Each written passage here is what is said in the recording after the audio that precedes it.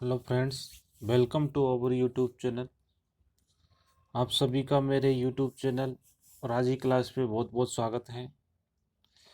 तो दोस्तों, राजस्थान ज्योग्राफी की एमसीक्यू सीरीज को आगे बढ़ाते हुए इस वीडियो में हम बात करने वाले हैं राजस्थान के वनों से संबंधित कुछ इम्पोर्टेंट प्रश्नोत्तरी दी। तो फ्रेंड्स, इससे पहले मैं राजस्थान ज्योग्राफी से संबंधित कई वीडियो बना चुका हूँ।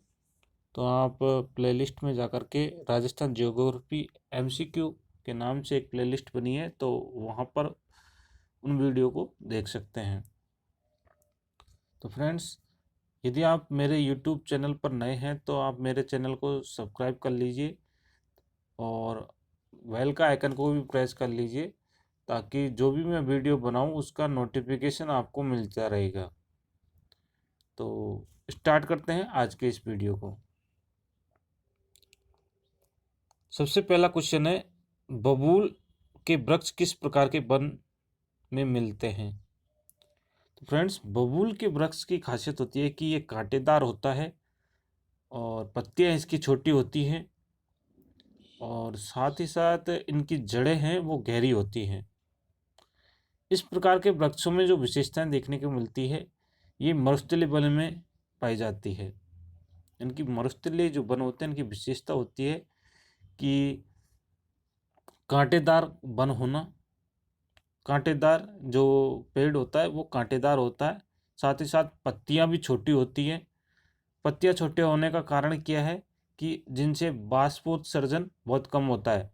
जड़ें गहरी होती हैं ताकि वो गहराई से पानी को ले सकें। तो ये सारी जो विशेषताएं पाई जाती हैं, ये मरुस्थलीय वन में पाई जाती हैं। तो बबूल किस प्रकार का वन हो जाएगा? मरुस्थलीय वन हो जाएगा। ऑप्शन नंबर द इसका करेक्ट आंसर हो जाएगा। चलते हैं अगले क्वेश्चन की तरफ। अगला क्वेश्चन देखिए क्या कह रहा है। राजस्थान राज्य की नवीनतम वन नीति प्रचलन में आई। फ्रेंड्स, क्वेश्चन कह रहा है कि राजस्थान राज्य की नवीनतम वन नीति। तो राजस्थान राज्य में पहली और अंतिम जो नीति है, ये 18 फरवरी 2010 में आई थी। ध्यान रखना, पहली और लास्ट की वन नीति भी कह सकते हैं, क्योंकि इसके बाद में और कोई वन नीति राजस्थान में नहीं आई है। तो इसका करेक्ट आंसर क्या हो जाएगा? ऑप्शन नंबर से 2010 में नवीनतम वन नीति प्रचलन में आई है। अगला क्वेश्चन है कि खैर वृक्ष के कौन से भाग से कत्था प्राप्त किया जाता है? तो दोस्तों, एक प्रश्न तो इससे यही बनता है कि जो कत्था है किस वृक्ष से प्राप्त किया जाता है? तो कत्था जो है ये किससे प्राप्त किया जा रहा है? खैर से प्राप्त किया जा रहा है। ये क्वेश्चन कई बार पूछा जा चुका है। और दूसरा ये प्रश्न जो इसमें किया गया है कि ये कौन से भाग से प्राप्त किया जा रहा है? तो फ्रेंड्स, ये मध्यवर्ती लकड़ी से प्राप्त किया जा रहा है, यानी कि जो लकड़ी होती है इसकी, इससे कत्था प्राप्त किया जा रहा है। ठीक है, चलते हैं अगले क्वेश्चन की तरफ। अगला क्वेश्चन देखिए क्या कह रहा है। जिला जिसमें न्यूनतम वन प्रतिशत क्षेत्र मिलते हैं। तो फ्रेंड्स, न्यूनतम और अधिकतम वन क्षेत्रफल की बात करें तो न्यूनतम जो वन है ये चूरू में मिलता है, चूरू में देखने को मिलता है। और 2017 के आंकड़े की बात करें तो 0.59% चूरू में देखने को मिला है। बाकी 11, 13, 15 और 17, मतलब 2-2 साल के अंतराल में जनगणना होती है, वो सॉरी वनों की गणना होती है। तो हर साल ये पाया गया कि चूरू क्षेत्र में है वो वनों का प्रतिशत सबसे कम है। इसका रीज़न भी है कि चूरू जो ज़िला है सबसे गर्म ज़िला है, तो वहाँ पर वन है सबसे कम पाए जाते हैं। तो 2020 का डाटा भी लगभग ऐसा ही है, लगभग 59% के आसपास ही है। 17 की बात कर लो, चाहे 2020 में जो नवीनतम डाटा आया है उसकी बात कर लो, तो उसमें भी लगभग इतना ही है। ठीक है, तो ये ध्यान रखना, चूरू में सबसे न्यूनतम वन पाए जाते हैं। तो option number A correct answer हो जाएगा, चूरू। इसके अलावा अधिकतम वन की बात करें तो 2017 देख लो चाहे 2020 देख लो, इसमें कोई खास फर्क नहीं आया है। तो 2017 के जो डाटा है इनके अनुसार उदयपुर में सर्वाधिक वन देखने को मिले हैं। तो 2020 में भी उदयपुर में सर्वाधिक वन है, और कितने हैं? 23.58% भाग पर वन पाए जाते हैं उदयपुर के। तो सबसे अधिक वन यहाँ पाए जाते हैं, पहले नंबर पर ये है, जबकि सबसे न्यूनतम वन चूरू जिले में पाए जाते हैं। चलते हैं अगले क्वेश्चन की तरफ। वह जिला युग्म जहाँ पर सागवान के वन पाए जाते हैं। तो सागवान के वन राजस्थान के दक्षिणी भाग में पाए जाते हैं। कहाँ पाए जाते हैं? राजस्थान के दक्षिणी भाग में। तो ऑप्शन में जो भी दक्षिण वाले जिले हमको दे रखे होंगे वो हमारे करेक्ट आंसर हो जाएंगे। तो उदयपुर और डूंगरपुर ये दक्षिण वाले इलाके हैं। जोधपुर और जालौर ये थोड़ा ऊपर चला जाता है। जोधपुर मरुस्थल का इलाका आ गया, बीकानेर भी मरुस्थल वाला इलाका आ गया, और सिरोही और पाली ये भी राजस्थान से ऊपर आ जाता है। ठीक है, सिरोही और पाली ये दक्षिण पश्चिम के कुछ इलाके हैं। लेकिन मैंने जैसे अभी बात की थी, सागवान के वन ये कहाँ पाए जाते हैं? दक्षिण भागों में पाए जाते हैं। तो उदयपुर और डूंगरपुर ये दो जिले ही हैं जो राजस्थान के दक्षिण में स्थित हैं। तो उदयपुर और डूंगरपुर यानी कि ऑप्शन नंबर ए हमारा करेक्ट आंसर हो जाएगा। चलते हैं अगले क्वेश्चन की तरफ। अगला क्वेश्चन देखिए क्या कह रहा है। राजस्थान के कौन से जिले में वन रिपोर्ट 2017 के अनुसार सर्वाधिक वन पाए जाते हैं? तो अभी हमने बात की थी उदयपुर में पाए जाते हैं। ऑप्शन नंबर बे करेक्ट आंसर होगा। और कितना परसेंट? 23.58% भाग उदयपुर में पाए जाते हैं। पहले नंबर पे है उदयपुर। अगला, राजस्थान के कौन से भाग में बांस के वन पाए जाते हैं? तो फ्रेंड्स, बांस से रिलेटेड इंपॉर्टेंट जानकारी आपको ध्यान में रखनी है कि ये भी दक्षिण क्षेत्र में पाए जाते हैं। और दक्षिण क्षेत्र में मुख्य रूप से उदयपुर और बांसवाड़ा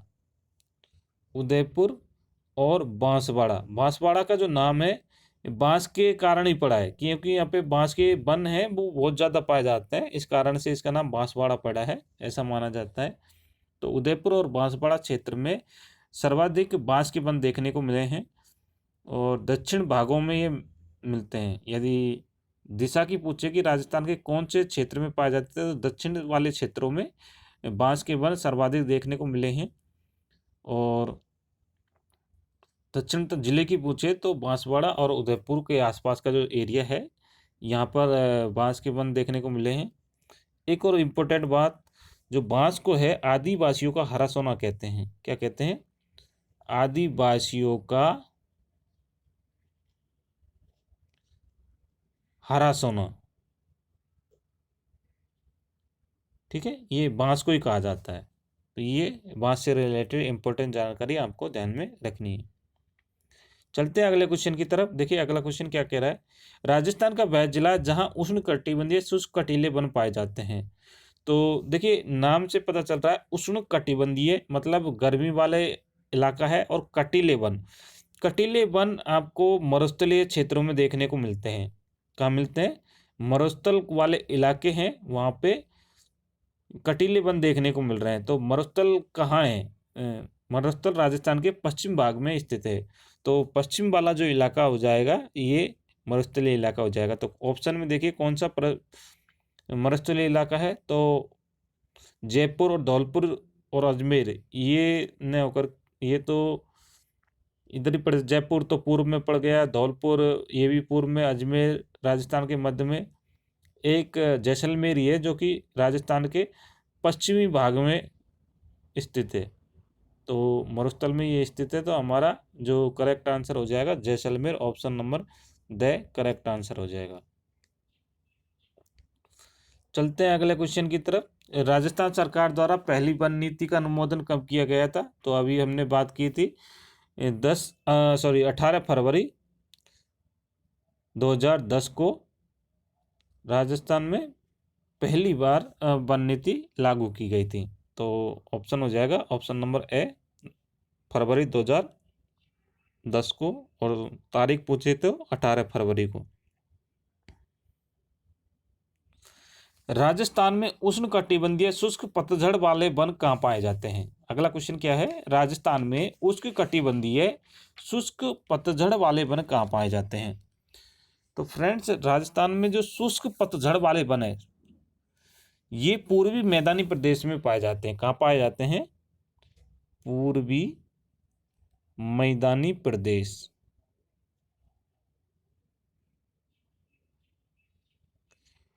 तो देखिए, यहाँ जो ऑप्शन दिए हैं ये सारे के सारे पूर्वी मैदानी प्रदेश के ही भाग हैं। जैसे कि जयपुर है, अलवर है, दौसा है, टोंक है, ये सारे के सारे पूर्वी मैदानी प्रदेश के ही भाग हैं।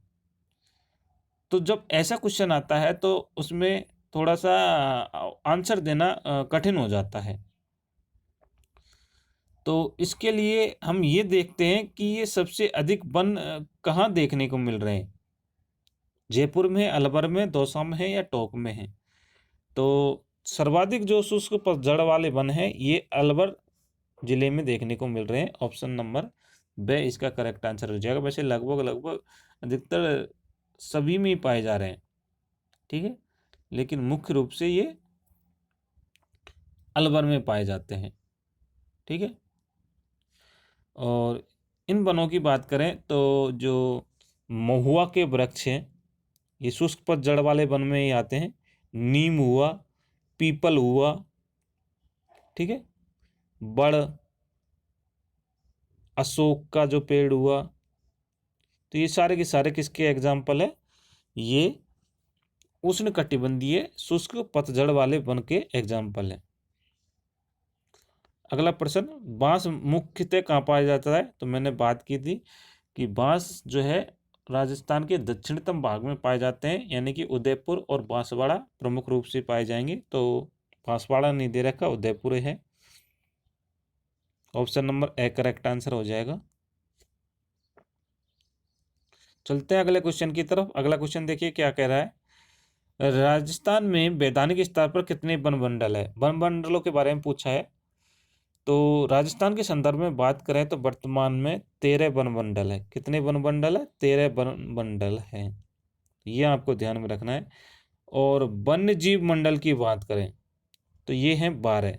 12 क्या है? वन्य जीव मंडल। तो दोनों ही आपको ध्यान में रखना है। वन मंडल की बात करें तो 13 हैं और वन्य जीव मंडल की बात करें तो 12 हैं। तो यहाँ पे ऑप्शन में 13 नहीं दे रखा, तो ध्यान रखना ये 12 की जगह हम 13 कर देते हैं इसको। तो ऑप्शन नंबर द यानी 13 करेक्ट आंसर हो जाएगा। तो दोनों में डिफरेंस ध्यान रखना है। वन मंडल पूछा है तो 13 हैं और वन्य जीव मंडल 12 हैं। अगला क्वेश्चन, ओलेवरी किसकी एक उपजाति है? ओलेवरी के बारे में पूछा है। अब ओलेवरी है क्या? तो एक घास होती है, सुगंधित घास, उस सुगंधित घास का नाम है बूर। ये है क्या? ये एक सुगंधित घास है जो कि बीकानेर के जो कोलायत जिला है, देशनो कोलायत, इन क्षेत्रों के आसपास पाई जाती है। और ये जो बुर है इसकी एक अन्य उपजाति है ओलेवरी, जो कि जोधपुर के निकट ओसिया गांव या लोहावट गांव में पाई जाती है। कहाँ पाई जाती है? जोधपुर का जो ओसिया गांव है, काफ़ी प्रसिद्ध स्थान है ओसिया। तो जोधपुर का ओसिया और लोहावट गांव है, इसमें ओलेवरी नाम की उपजाति पाई जाती है। ये बुर की ही एक उपजाति है। बुर जो घास है, सुगंधित घास, इसकी एक उपजाति है। तो ध्यान रखना, ओलेवरी किसकी उपजाति है? ये बुर की एक उपजाति है जो कि कहाँ पाई जाती है? जोधपुर के निकट जो ओसिया गांव है यहाँ पे पाई जाती है। इसके अलावा एक और उपजाति इस घास की देखने को मिलती है, वो है सुगनी। कौन सा नाम है? सुगनी। और ये सुगनी कहाँ पाई जाती है? ये जैसलमेर के क्षेत्र के आसपास पाई जाती है। कहाँ पाई जाती है? जैसलमेर। जैसलमेर का जो एरिया है इसमें पाई जाती है।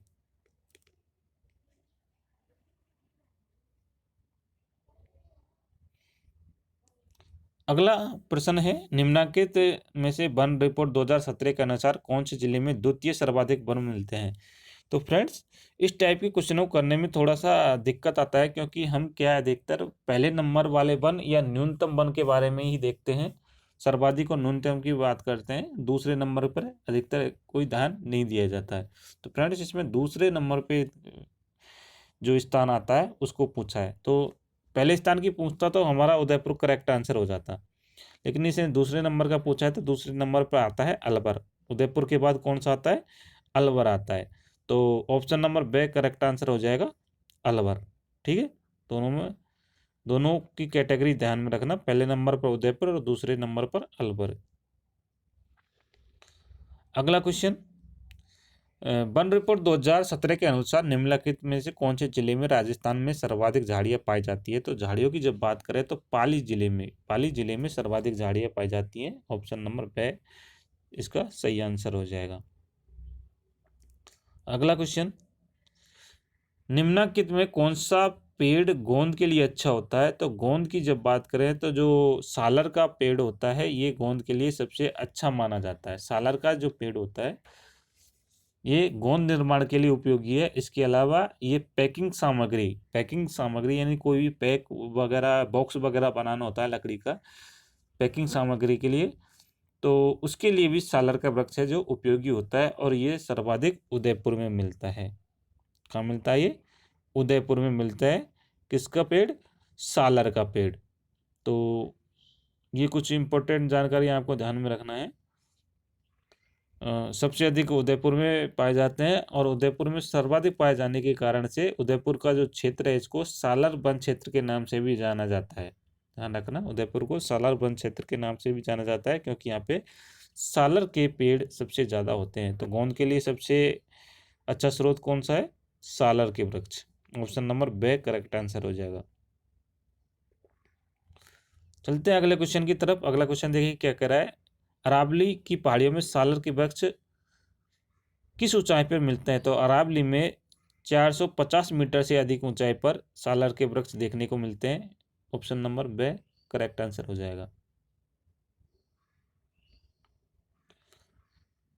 कमरे को खुशबूदार व ठंडा बनाने के लिए किस घास का उपयोग किया जाता है। तो फ्रेंड्स, कमरे को खुशबूदार बनाना है तो खुशबूदार बनाने के लिए हम जनरली उपयोग करते हैं इत्र का। किसका उपयोग करते हैं, इत्र का प्रयोग करते हैं। तो यानी कि ऐसी घास का हम उपयोग करेंगे, सॉरी इत्र का, जो कि इत्र बनाने के काम आती है। तो फ्रेंड्स, आपको पता होना चाहिए कि जो एक विशेष प्रकार की घास है खस, खस जो घास है इसका उपयोग किसके लिए किया जाता है, इसका उपयोग इत्र बनाने के लिए किया जाता है। तो खस घास को ही हम खुशबूदार बनाने के लिए उपयोग लेते हैं। अब ये कहाँ पाई जाती है, तो भरतपुर, करौली और सवाई माधोपुर इन क्षेत्रों में ये पाई जाती है, और मुख्य रूप से पूछा जाए तो ये भरतपुर में पाई जाती है। ठीक है, भरतपुर क्षेत्र में खस घास पाई जाती है, और इसका उपयोग इत्र बनाने के लिए किया जाता है। तो हमारा इसमें जो करेक्ट आंसर हो जाएगा ये option number C correct answer हो जाएगा, खस। बाकी सेवण, दामण, अंजन ये जैसलमेर में पाए जाने वाली घासें हैं। सेवण, दामण, अंजन क्या है, जैसलमेर के क्षेत्र में पाए जाने वाली घासों के नाम है। बहुत ही पौष्टिक होती हैं ये जानवरों के लिए। अगला क्वेश्चन है, निम्नलिखित में से कौन सा केर थोर का पसंदीदा प्राकृतिक निवास क्षेत्र है। यानी कि केर के बारे में पूछा है, तो केर मैंने बताया था, केर क्या, इसमें कांटे होते हैं, और पत्तियां तो खैर बहुत कम ही देखने को मिलती है, छोटी छोटी पत्तियां रहती हैं केर में। तो ये विशेषता किसकी है, ये मरुस्थलीय वनों की विशेषता है। तो रेतीले मैदान में ये देखने को मिलती है। ऑप्शन नंबर बे इसका करेक्ट आंसर हो जाएगा। मरुस्थलीय इलाका है, मरुस्थलीय क्षेत्र या रेतीले मैदान, बात एक ही है। ठीक है,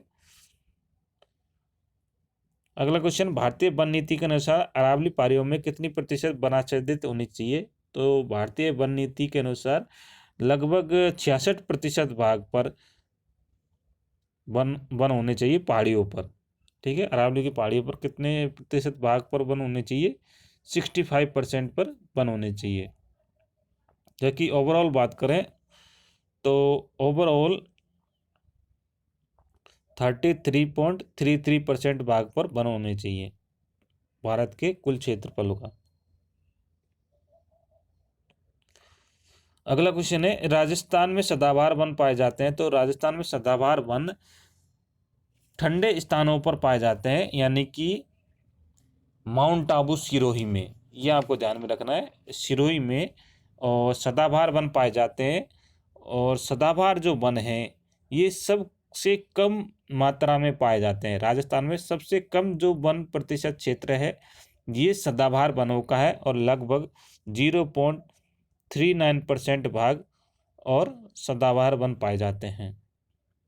और सबसे अधिक वन की बात करें तो उष्णकटिबंधीय शुष्क दोग वन ये सबसे अधिक पाए जाते हैं और ये 58.11% भाग राजस्थान में पाए जाते हैं। तो सबसे ज़्यादा और सबसे कम आपको ध्यान में रखना है। तो इस क्वेश्चन का करेक्ट आंसर क्या हो जाएगा? माउंट आबू। माउंट आबू में ही सदाबहार वन पाए जाते हैं। अगला क्वेश्चन है, जैव विविधता के लिए प्रसिद्ध डाढ़ की देवी वन क्षेत्र किस जिले में स्थित है? तो फ्रेंड्स, डाढ़ की देवी जो वन क्षेत्र है ये कोटा जिले में स्थित है। तो ये आपको ध्यान में रखना है, ठीक है। तो फ्रेंड्स, ये थे इम्पोर्टेंट 25 क्वेश्चन आंसर राजस्थान के ज्योग्राफी में वनों से संबंधित, वन या वनस्पति से संबंधित प्रमुख इम्पोर्टेंट MCQ क्वेश्चन आंसर थे। तो इस वीडियो में इतना ही। बाकी एक रिक्वेस्ट आपसे करना चाहता हूँ, यदि आप पहली बार इस चैनल पर आए हो तो चैनल को ज़रूर से ज़रूर सब्सक्राइब करके जाइएगा, क्योंकि हम इम्पोर्टेंट क्वेश्चन आंसर आपके लिए ही लेकर आए हैं। क्योंकि जो ज्योग्राफी है इसमें क्वेश्चन आंसर टेस्ट सीरीज को ध्यान में रखते हुए जो भी हमने वीडियो बनाए हैं ये पूरे के पूरे एग्जाम बेस पर आधारित है, क्योंकि काफ़ी क्वेश्चन इसमें एग्जाम में पूछे भी जा चुके हैं और उनके आगे भी पूछे जाने की संभावना है। तो फ्रेंड्स, इस वीडियो में इतना ही। मिलते हैं नेक्स्ट वीडियो में, तब तक के लिए जय हिंद, जय भारत, वंदे मातरम।